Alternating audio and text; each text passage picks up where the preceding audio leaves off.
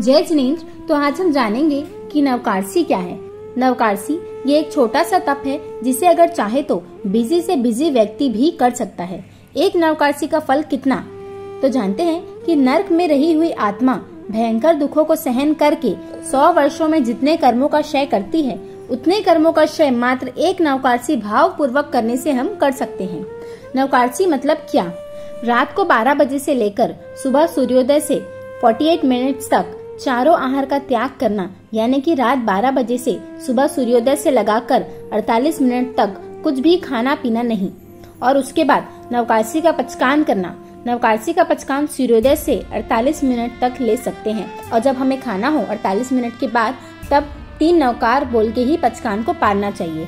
और बिना नवकार बोले अगर हम खा लेते हैं तो हमें पचकान को भंग करने का दोष लगेगा।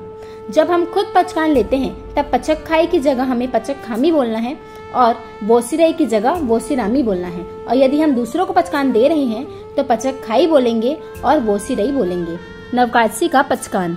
उगे सुरे नमोकार संयम मुट्ठी संयम पचक खाई चौम्पियम आहारम अश्नम पानम खाइमम साइमम अनहत्ता भोगिणम सहसा गारिणम महत्तरा गारिणम ससमाहिवत्या गारिणम वो सिरई। तो इस छोटे से पचकान से भी हम अपने कर्मों की बहुत हद तक निर्जरा कर सकते हैं। बस हमें इस बात का ध्यान रखना है कि रात को 12 बजे के बाद हम विवेक रखें कि हम कुछ भी खाएं पिए नहीं, और सुबह भी इतना विवेक जरूर रखें कि नवकार्सी का समय आने के बाद ही खाएं और पचकान ले करके ही खाएं। यदि हम बड़ी बड़ी तपस्या नहीं कर सकते, ज्यादा कुछ नहीं कर सकते, तो एक छोटे से नवकार्सी के पचकान से भी हमारे कर्मों की निर्जरा हो सकती है।